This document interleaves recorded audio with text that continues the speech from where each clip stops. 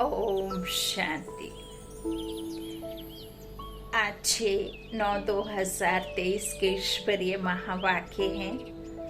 आज के साकार मुरली के सार में मीठे मीठे प्यारे प्यारे शिव बाबा ने कहा, मीठे बच्चे सर्विस का शौक रखो, विशाल बुद्धि बन सर्विस की भिन्न भिन्न युक्तियाँ निकालो, जो बातें बिगर अर्थ हैं उन्हें करेक्ट करो। प्रश्न है मुरली में, आत्मा जो अजामिल जैसी गंदी बन गई है उसको साफ करने का साधन क्या है? उत्तर में बाबा ने कहा, उसे ज्ञान मान सरोवर में डुबो दो। अगर ज्ञान सागर में डूबे रहे तो आत्मा की मैल साफ हो जाएगी। प्रश्न है, ब्राह्मणों के लिए सबसे बड़ा पाप कौन सा है? उत्तर, ब्राह्मण अगर बाप की आज्ञा ना माने तो यह बहुत बड़ा पाप है। बाप की पहली आज्ञा है, तुम मुझे निरंतर याद करो, लेकिन बच्चे इसमें ही फेल हो जाते हैं। फिर माया कोई ना कोई भी कर्म करा देती है। बाबा ने कहा ना, मेरे नाम का ताबीज पहन लो। ताबीज पहन लो अर्थात मन में सदा मेरे नाम का सिमरन होता रहे। जिस पल भी तुम मेरे नाम को भूलोगे उस पल तुम्हारे पास में माया किसी न किसी तरह से आकर विकर्म करा देगी। और यूं तो फिर परमात्मा हमें लिफ्ट भी देते हैं, कहते हैं मीठे बच्चे, जब तुम सब कर्मातीत हो जाओगे तब ये दुनिया नई दुनिया बन जाएगी। सो अभी समय है, और समय है इसका मतलब यह नहीं है कि आप पुरुषार्थ करना छोड़ दें। गीत है, छोड़ भी दे आकाश सिंहासन। ओम शांति। बच्चों की बुद्धि में क्या आता है? कौन आया है? बाप, टीचर, सतगुरु। माता पिता अक्षर तो जरूर चाहिए। माता पिता अक्षर भारत में प्रचलित हैं। तुम माता पिता, पीछे तुम कह सकते हो बाप दादा। वैसे तो माता पिता में बाप दादा आ जाता है, परंतु नहीं, यह समझाने का तरीका है, क्योंकि बाप है माँ भी जरूर चाहिए। अब माता पहले कौन है? वह है गुहाते गुहा बात, जो कोई समझ ना सके। क्या प्रजापिता ब्रह्मा होने से भी माता चाहिए? प्रजापिता ब्रह्मा के साथ कोई प्रजापत्नी भी चाहिए? नहीं, प्रजापत्नी नहीं चाहिए, क्योंकि यह मुख वंशावली है, इसलिए ब्रह्मा की पत्नी कोई हो नहीं सकती। यह बहुत गुहा और गंभीर बातें हैं। इसे समझने और धारण करने लिए बुद्धि चाहिए। यह एक ही बाप है जो बच्चों के सम्मुख आते हैं। तुम तो समझते हो, माता पिता बाप दादा सम्मुख आया है। बच्चे बाहर में सर्विस करते हैं, सेंटर्स पर जो रहते हैं वह यह नहीं समझेंगे कि माता पिता बाप दादा सम्मुख आए हैं। वह समझेंगे फलानी बीके व ब्रह्मा कुमारी आई है, यह मम्मा अडॉप्ट की हुई है, सबसे लकी सितारा जगत अम्बा है। वह संभालने के लिए मुख्य है, इसलिए इन पर कलश रहता है। और यह ब्रह्मा तो हो गई ब्रह्मपुत्र मेल के रूप में, तो सरस्वती जरूर चाहिए। ब्रह्मपुत्र नदी सरस्वती, देखो जो लौकिक में कहानियाँ और ये नदियाँ का पानी के बारे में बताया गया है, यहाँ परमात्मा यथार्थ राज हम बच्चों को समझाते हैं कि असल में बात क्या है और बात कहाँ ले गए हैं। बात असल में ब्रह्मपुत्र ब्रह्मा बाबा को कहा नदी, और सरस्वती मम्मा को कहा नदी, और हमने पानी की नदी के बारे में लिख दिया। तो बाबा कहते हैं सरस्वती को ही जगत अम्बा कहा जाए, इस मेल को तो जगत अम्बा नहीं कहेंगे, ब्रह्मा बाबा को जगत अम्बा नहीं कहेंगे ना। तो यह बड़ा अच्छा राज है जो कोई भी गीता भागवत में नहीं है, शास्त्रों में कहानियां बैठ लिखी हैं। 5000 वर्ष पहले व 2500 वर्ष पहले क्या हुआ था सो बैठ लिखते हैं। वह नाम रूप देश काल तो कुछ है नहीं, नाटक भी अनेक प्रकार के बनाते हैं। यह बाप बैठ सम्मुख अच्छी रीति समझाते हैं कि बच्चे हर एक बात को पूरा समझ जाएं। इन गीतों में भी कई बिगर अर्थ अक्षर हैं। इन गीतों में भी बाबा कह रहे हैं कई बिगर अर्थ अक्षर हैं, है ना, लिख दिए हैं, लेकिन उनका कोई अर्थ नहीं है। अब आकाश तत्व तो यह है, इसमें तो हम बैठे हैं। आकाश तत्व से आते नहीं हैं। अगर श्री कृष्ण की आत्मा कहें वह तो यहाँ ही है। अभी तो कृष्ण की आत्मा कृष्ण बनने के लिए अपना पुरुषार्थ कर तैयार हो रही है, तो यहाँ ही है ना। ब्रह्मा की आत्मा जो है वो कृष्ण बनने है ना, तो कृष्ण की आत्मा तो खुद अभी पुरुषार्थ में लगी हुई है। बाबा कहते हैं सब मुख्य आत्माएं धर्म स्थापक आदि यहाँ ही हैं, चाहे फिर वो मीरा हो और चाहे वो फिर कोई सिख धर्म की स्थापना करने वाले गुरु हो और चाहे फिर यीशु मसीह, इस तरह से कोई भी धर्म स्थापक गुरु सब यहाँ ही हैं। क्योंकि इस संसार से जब तक कोई वापस नहीं जा सकता, जब तक 5000 वर्ष का ड्रामा कंप्लीट ना हो जाए, यह सबका अंतिम जन्म है। बाबा कहते हैं सभी अभी यहाँ ही हैं।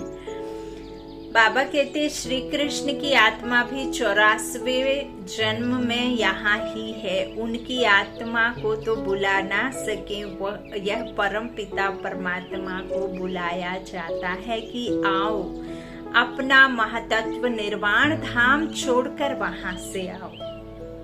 देखो, छोड़ भी दे आकाश सिंहासन। अब परमात्मा आज वो छोड़ भी दे आकाश सिंहासन का, हमें अर्थ सहित मुरली के महावाक्यों में स्वयं ईश्वरीय वाणी हमें बता रहे हैं परमात्मा कि कैसे छोड़ा सिंहासन को। तो बाबा कहते हैं कि परमात्मा को बुलाया जाता है कि आओ अपना महातत्व निर्वाण धाम छोड़कर वहां से आओ। तुम आत्माओं का सिंहासन तो महातत्व है, आकाश में तो तुम जीवात्माएं रहती हो। यह मांडवा है खेल चलने का। अब बाबा कहते हैं जो ये बेहद का नाटक है ना, इस बेहद के नाटक में तुम बच्चों ने इस जीव आत्मा को, अर्थात ये शरीर को जीव आत्मा ने पहना। जीव होता है शरीर और आत्मा पहनती है तो जीव आत्मा बन जाती है। अब ये जो आकाश है उसमें जो चांद सूरज हैं, तारे हैं, तो वो तो बाबा कहते हैं मांडवा पे हैं, वो खेल चलने के लिए हैं। अब तुम शरीर के साथ में तो वहां रह ना सको, तो तुमको तो यहाँ रहना ही है धरा पर, है ना।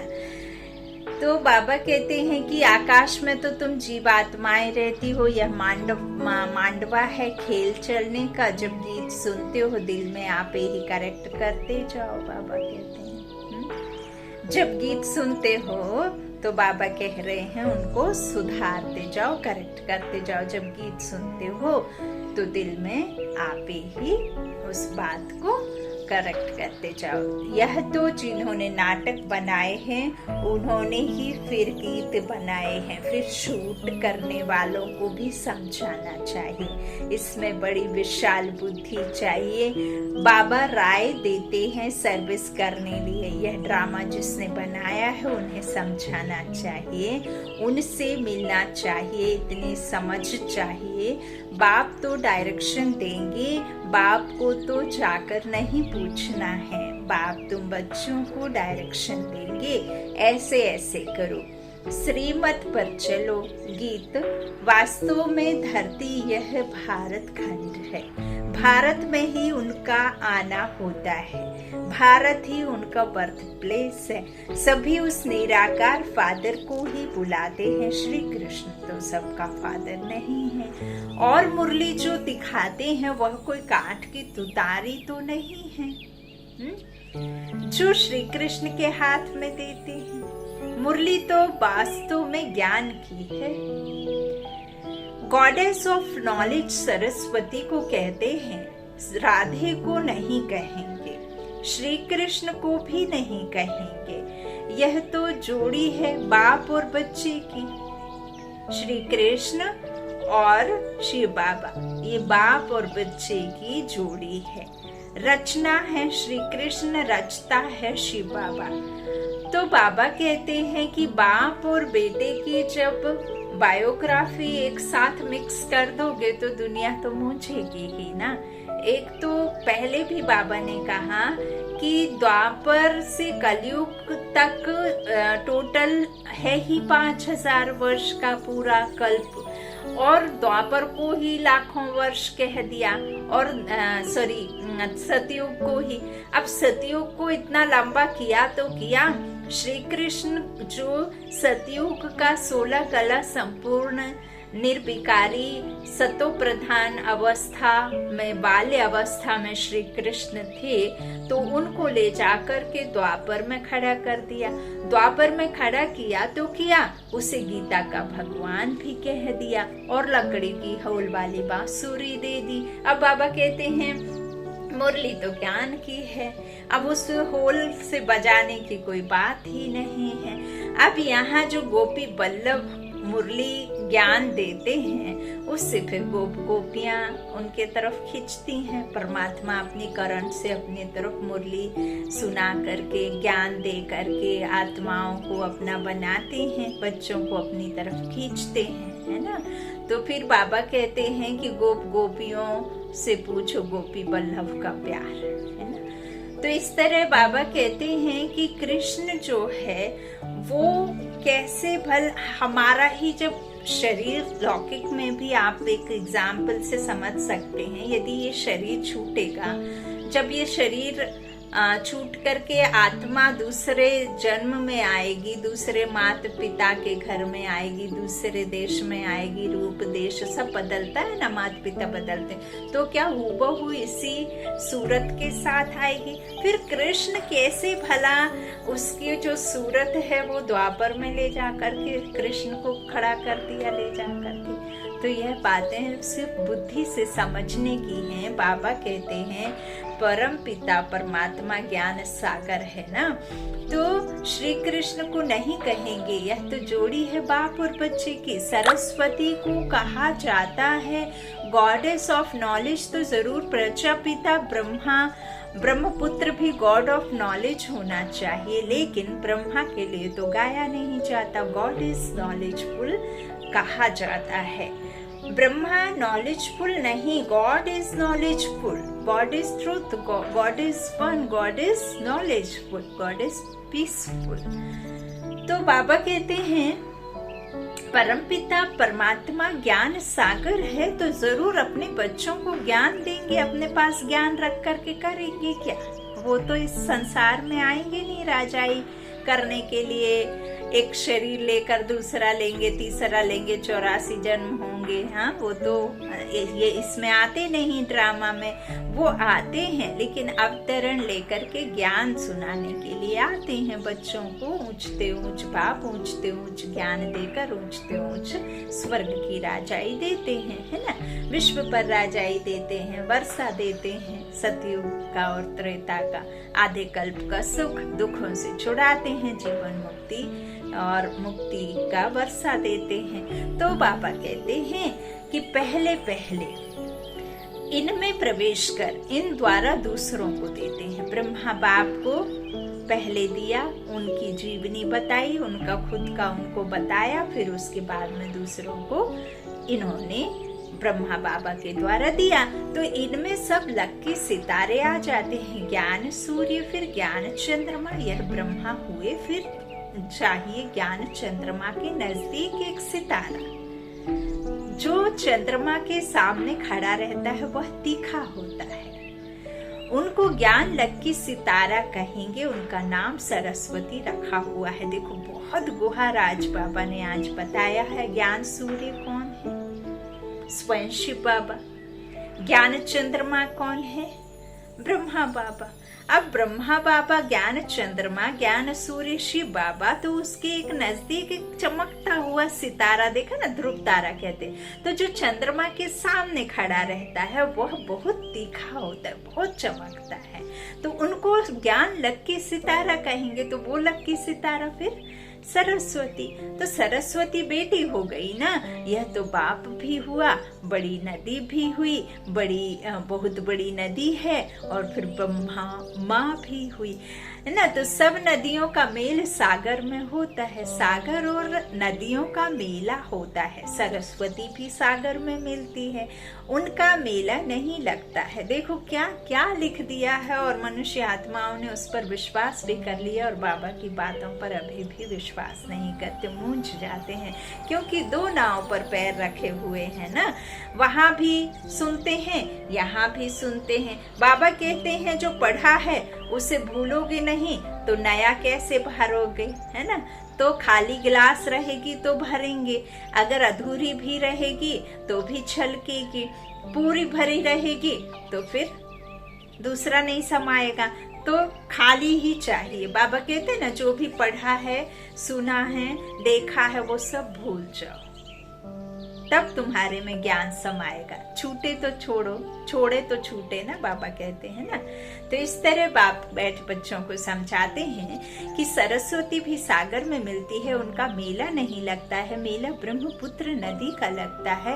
यह नदी वंडरफुल है, मेल है। नदी तो फीमेल को कहा जाता है। यह गुहराज बहुत समझने लायक है, परंतु यह बातें पहले पहले कोई को नहीं बतानी चाहिए। पहले तो लौकिक माता पिता, पारलौकिक माता पिता का राज समझाना चाहिए। लौकिक माता पिता से अल्पकाल क्षणभंगुर सुख का वर्षा मिलता आया है, यह तो पक्का याद रहना चाहिए। दूसरा कोई दो पाप का राज समझा ना सके, वह तो जानते ही नहीं। गाते हैं तुम माता पिता, अब पिता सर्वव्यापी है तो माता कहाँ गई, यह समझने की बात है ना। माता पिता चाहिए ना। माता पिता कहा जाता है निराकार शिव को, निराकार को, परंतु यह समझते नहीं कि इनको माता पिता क्यों कहा जाता है। वह तो गॉड फादर है। फिर कहते हैं एडम और ईव, एडम ही ईव है, यह नहीं समझते। प्रजापिता ब्रह्मा वही फिर माता हो जाती है। एडम और ईव अथवा आदम बीवी कहते हैं, परंतु अर्थ नहीं समझ सकते। बच्चे समझ सकते हैं। आदम बीबी वास्तव में यह है। बीबी तो आदम, बीबी सो आदम है, इनको बीबी आदम दोनों कह देते हैं। वह तो है बाप। यह बड़ी पेचीली बातें हैं। भारत में गाते भी हैं तुम माता पिता हम बालक तेरे, ऐसे ही सुनी सुनाई पर गाते रहते हैं, अर्थ कुछ नहीं समझते। और कोई जाकर के कह दे कि तुम नीच हो, पापी हो, मूर्ख हो, तो डंडे लेकर के वर्षा कर देंगे, लड़ाई हो जाएंगी। पता चला कि बंदूकें भी निकल आए, तलवार निकल आए, और लेकिन मंदिर में जाकर के खुद गाएंगे कि मैं मूर्ख हलकामी, मैं सेवक तुम स्वामी। कहेंगे कि तुम माता पिता हम बालक तेरे, लेकिन कोई कह दे कि तुम मूर्ख हो तो फिर लड़ाई थम जाए। बाबा कहते हैं समझते कुछ नहीं, सतयुग को बहुत दूर ले गए हैं। लाखों वर्ष कह देते हैं, लॉन्ग लॉन्ग भी कितना। कहानी तो नजदीक की है, सुनाई जाती है, तुम समझा सकते हो। लॉन्ग लॉन्ग एगो यानी 5000 वर्ष पहले इस भारत में देवी देवताओं का अखंड अटल सुख शांतिमय राज्य था। और लॉन्ग लॉन्ग एगो स्टोरीज में 5000 क्या लाखों वर्ष लिख देते हैं। बाबा कहते टोटल ही 5000 का है। तो और कोई राज्य नहीं था जब सतयुग का राज्य था, स्वर्ग था। तो यह अक्षर कोई विद्वान आचार्य कह नहीं सकते। देवी देवताओं का राज्य था, मालूम होना चाहिए कैसे स्थापन हुआ, लक्ष्मी नारायण कैसे बने, कैसे उन्हों की राजाई स्थापन हुई। उनके पहले तो कलयुग था, बरोबर कलयुग का अंत अब है और कलयुग के बाद फिर सतयुग होगा। सतयुग सामने आ गया है, जो लॉन्ग था वह सामने आ गया है। 84 जन्म लेते लेते अब कलयुग का अंत आकर हुआ है। अभी तुमको कहेंगे 5000 वर्ष पहले इन लक्ष्मी नारायण का सतयुग में राज्य था, अभी नहीं है। अभी टाइम आकर पूरा हुआ है, फिर से लक्ष्मी नारायण का राज्य स्थापन हो रहा है। यह तुम्हारी बुद्धि में है, जिसके लिए तुम पुरुषार्थ कर रहे हो, यह है समझाने की बात। यह तो सच्ची गीता आदि इसलिए लिखी जाती है कि कोई पढ़कर रिफ्रेश होते रहे। यह जानते हैं जो लिखा जाता है वह फिर प्रायः लोप हो जाएगा। यह सच्ची गीता भी नहीं रहेगी, जो तुम लिखते हो वह सच्चा ज्ञान प्रायः लोप हो जाना है। और साथ साथ शास्त्र भी सब प्रायः लोप हो जाएंगे। सतयुग त्रेता में शास्त्र होते नहीं। फिर कल्प पहले जैसे द्वापर से बने थे वैसे बनने लग पड़ेंगे। यह है भक्ति मार्ग की सामग्री। रचना की सामग्री बहुत बड़ी है, तुम ज्ञान सेकंड में ले लेते हो। सारी रचना की आदि मध्य अंत को तुम जानते हो। अंगे अखरे तिथि तारीख सहित पूरा हिसाब किताब है। 84 जन्म सब नहीं लेते हैं, कोई 70 लेते, कोई 60 लेते, कोई 2 भी लेते हैं। वह सारा मिनिमम और मैक्सिमम का हिसाब है। पीछे आने वालों के जरूर नंबरवार थोड़े थोड़े जन्म होंगे, उसका फिर विस्तार करना फालतू हो जाता है। तुम बच्चे नटशेल में समझ सकते हो। 84 लाख जन्म तो है नहीं, 84 जन्म भी हर एक नहीं ले सकते हैं। ऐसे ही सिर्फ कह देते हैं 84 का चक्र है। 84 लाख जन्मों का चक्र नहीं गाया जाता। गीत पाप कपट की छाया पड़ गई है। अब रावण का राज्य है ना। बाबा कहते हैं ना कि मुझे साथ लोगे तो ठीक है, नहीं तो हाँ मैं खुद दूसरी दुनिया में हूँ। तो रावण तो अपना पूरा बल आजमाएगा। कोई भला अपना राज्य छीनते देखेगा तो उसे अच्छा लगेगा? तो वो तो आपके समान ही शक्तिशाली बन करके आपसे लड़ेगा ना, कमजोर से तो नहीं लड़ेगा, है ना।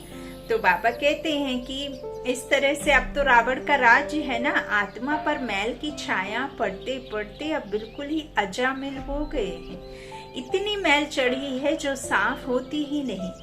उस मैल को निकालने लिए फिर गाया हुआ है ज्ञान मान सरोवर, उसमें डूबा रहे। जैसे चंक लगती है तो उनको उतारने के लिए घासलेट में डाला जाता है, यह भी चंक लगी है, इसलिए ज्ञान सागर में डूबे रहो। कोई पानी की नदी व सागर की बात नहीं है।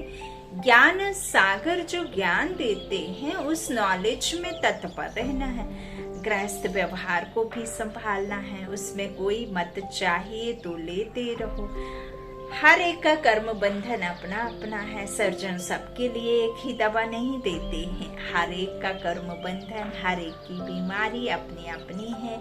यह 5 विकारों की बीमारी महाभारी है। इस बीमारी को कोई जानते ही नहीं है। लड़ाई करने लग जाते हैं। अगर विकारों की बात करने लग जाओ तो बहुत सारे लोग अगेंस्ट खड़े हो जाएंगे। तो बाबा ने कहा भी है कि मीठे बच्चे, बाप तुम बच्चों को व्रत जो रखने कहता है ना, वो कोई भूखे पेट निर्जला फल फ्रूट खा के फलाहार कर करके व्रत नहीं रखना है। नंगे पैर चलना, मौन व्रत रखना। मौन तो तब हो ना जब अंतर मन में श्रेष्ठ संकल्प आए, है ना।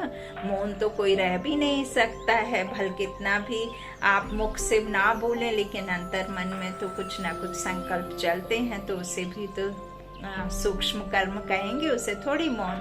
और कोई भी संकल्प लेस होता नहीं, क्योंकि तुमने शरीर पहना है। तो शरीर पहना है तो कर्म इंद्रियां तो कुछ ना कुछ, जो मन बुद्धि का घोड़ा है वो तो सदा जो दौड़ता रहता है ना, वो तो नींद में भी चलता है, नींद में भी कुछ ना कुछ करता है। तो इसीलिए बाबा कहते हैं कि विकारों की बात है, विकारों पर ही महाभारी लड़ाई है। तो इस बीमारी को कोई जानते ही नहीं, और अगर बताने लग जाओ तो लड़ाई छिड़ जाती है। बाबा ने व्रत कहा है लेने के लिए, विकारों को छोड़ने की बात कही है, दृढ़ निश्चय करो, है ना। तो यह कब से शुरू होती है? आत्मा को बीमारी लगने से शरीर को भी बीमारी लग जाती है। आत्मा में दुख पड़ता है तो शरीर में भी दुख पड़ जाता है। यह बातें शास्त्रों में नहीं है, वह तो भक्ति मार्ग का भक्ति कांड है। भक्ति का भी शिव बाबा ने बताया है कि पहले होती है अव्यभिचारी भक्ति, फिर रजोगुणी व्यभिचारी भक्ति, फिर व्यभिचारी तमोगुणी भक्ति। आप तो 5 तत्वों को, पेड़ पौधों को, हर 10 कदम में कुछ ना कुछ एक पत्थर टिका रहेगा, उसमें टीका, चंदन, रस्सी वस्सी, तो कुछ ना कुछ मन्नता के लिए को कपड़े, नारियल, कुछ ना कुछ बंधा रहता है ना। दुखी है ना संसार, उसमें किसी का दोष नहीं। तो बाबा कहते हैं कि अभी क्या हो गई, रजोगुणी व्यभिचारी भक्ति, फिर व्यभिचारी तमोगुणी भक्ति। जैसे जैसे भक्तों की अवस्था वैसी भक्ति भी हो जाती है। ज्ञान भी ऐसे उतरता है, पहले 16 कला, फिर 14 कला, फिर 12 कला। प्रारब्ध तो जो बनती है वह फिर उतरती जाती है। सतो प्रधान से फिर सतो में आते हैं तो कला शुरू हो जाती है उतरनी। तो तुम बच्चे जानते हो यह कमाई है, कमाई में विघ्न पड़ते हैं, दशाएं बदली हैं, पूछते हैं हमारे ऊपर कौन सी दशा बैठी हुई है, फिर वह लोग बतलाते हैं। इस सच्ची कमाई में भी बच्चों पर दशाएं बैठती हैं। कोई पर राहु की दशा बैठती है, काला मुंह कर लेते हैं। बृहस्पति की दशा थी, फिर माया ने थप्पड़ लगाया तो राहु की दशा बैठ गई।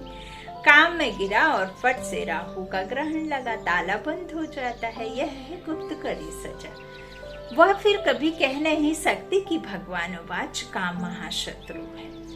सन्यासी भी काम महाशत्रु के कारण ही स्त्री को छोड़ चले जाते हैं। यह भी निवृत्ति मार्ग की पवित्रता भारतवासियों के लिए अच्छी है। बाबा ने कई दफा कहा, आज भी कह रहे हैं कि जो भी ये कहना चाहिए, हद के सन्यास में जाते हैं, जो घर बार छोड़ करके अपने सन्यास में ब्रह्मचर्य का पालन करते हैं, अभी ये धरा उन्हीं के जो अवस्था है उससे ही टिकी है ना। तो बाबा कहते हैं इस तरह से भारतवासी है पवित्र से अपवित्र बनते हैं, तो उनको थमाने के लिए यह सन्यासी है। देखो, मरम्मत के लिए यह पवित्रता है। पवित्रता की ताकत से ही सृष्टि इतना चलती है। क्लियर?